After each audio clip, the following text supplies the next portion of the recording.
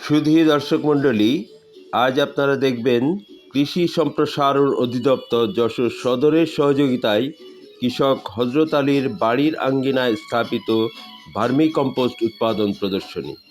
৬ রিংয়ের এই vermi compost উৎপাদন প্রদর্শনী খামারে প্রথমবারের মতো ১০০ কেজি ভার্মি কম্পোস্ট সার অর্থাৎ কেঁচো সার উৎপাদন করেছেন কৃষক হযরত আলী তার নিজের গরুর গোবর ও সরকারি সহযোগিতায় প্রাপ্ত কেঁচো দিয়ে উৎপাদিত ভার্মি কম্পোস্ট তার নিজের ধান ও সবজি উৎপাদনে ব্যবহার করবেন। চলুন তাহলে দেখে আসি হযরত আলীর মিনি ভার্মি কম্পোস্ট উৎপাদন খামার। বন্ধুগণ, ডেভেলপমেন্ট ড্রিম চ্যানেল যে বিষয়ে ভিডিও আপলোড করে থাকে সেগুলি হলো প্রাকৃতিক কৃষি, পরিবেশ কৃষি, নার্সারি, পোলট্রি চাষ, মৎস্য চাষ, কৃষি বিষয়ক উদ্ভাবন ও কৃষিভিত্তিক সাফল্য, কৃষি ভিত্তিক উদ্যোক্তা বিষয়ক ভিডিও। ডেভেলপমেন্ট ড্রিম চ্যানেলের ভিডিও সবার আগে পেতে চ্যানেলটি সাবস্ক্রাইব করে রাখার জন্য বিনীত অনুরোধ জানাচ্ছি। সুধী দর্শক মণ্ডলী, এই মুহূর্তে আমরা অবস্থান করছি যশোর সদর উপজেলার রামনগর ইউনিয়নের বাহির মল্লিক গ্রামে, যেখানে কৃষক হযরত আলী তার ৬ রিংয়ের ভার্মি কম্পোস্ট প্লান্টে প্রথমবারের মতো সার উৎপাদন করেছেন এবং দ্বিতীয়বার সার উৎপাদনের জন্যে প্রস্তুতি গ্রহণ করছেন। আমরা আজকে সরেজমিনে তার এই দ্বিতীয়বারের সার উৎপাদন অর্থাৎ কেঁচো সার উৎপাদনের প্রস্তুতি এবং কলাকৌশলসমূহ দেখব। চলুন তাহলে দেখে আসি কৃষক হযরত আলীর ৬ রিংয়ের ভার্মি কম্পোস্ট প্লান্ট। হযরত আলী তার ছেলেকে নিয়ে আজ ভার্মি কম্পোস্টের দ্বিতীয় চক্রের উৎপাদনে কাজ করছেন। প্রথম চক্রের উৎপাদনের পর দ্বিতীয় চক্রে গোবর আগের থেকেই স্টোর করেছেন।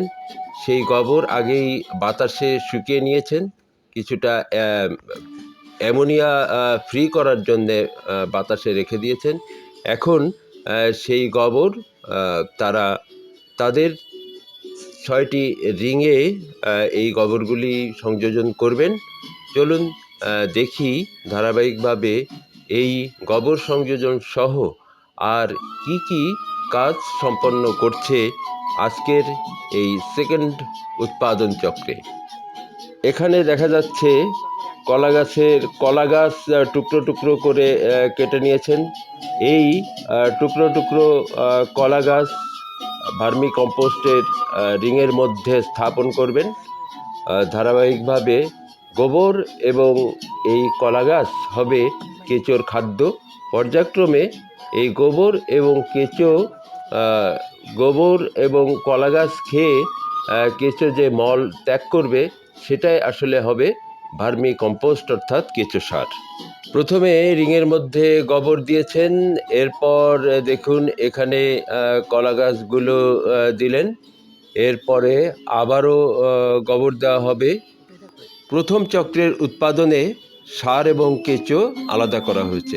এবার প্রথমবারের বের করা কেঁচো দ্বিতীয় চক্রের উৎপাদনে রিংয়ে কেঁচো প্রয়োগ করা হবে।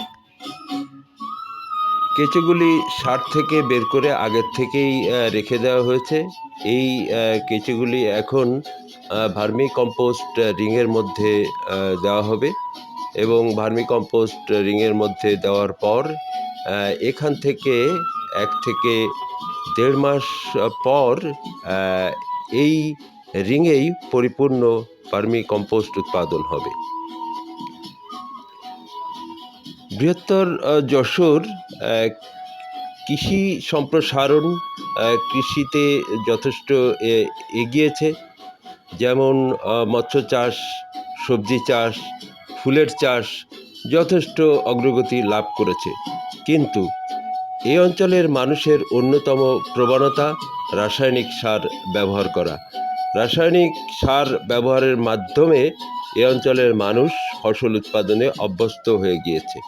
এই ক্ষেত্রে সরকার অর্থাৎ কৃষি সম্প্রসারণ অধিদপ্তর প্রত্যাশা করছে এবং উদ্যোগ নিয়েছে মানুষকে প্রাকৃতিক কৃষিতে অভ্যস্ত করানো।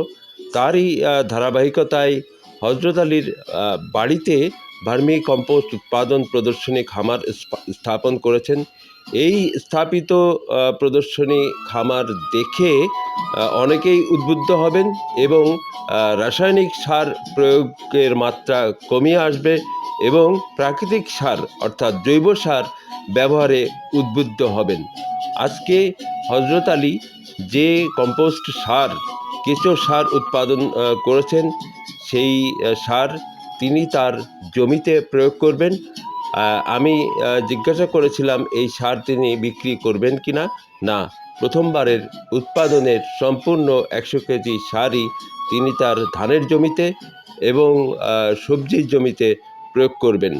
আশা করি হযরত আলীর এই ভার্মি কম্পোস্ট ব্যবহারের ফলাফল দেখে আরও অনেকে উদ্বুদ্ধ হবে এবং মানুষ ভার্মি কম্পোস্ট অর্থাৎ জৈব কৃষিতে অভ্যস্ত হবে।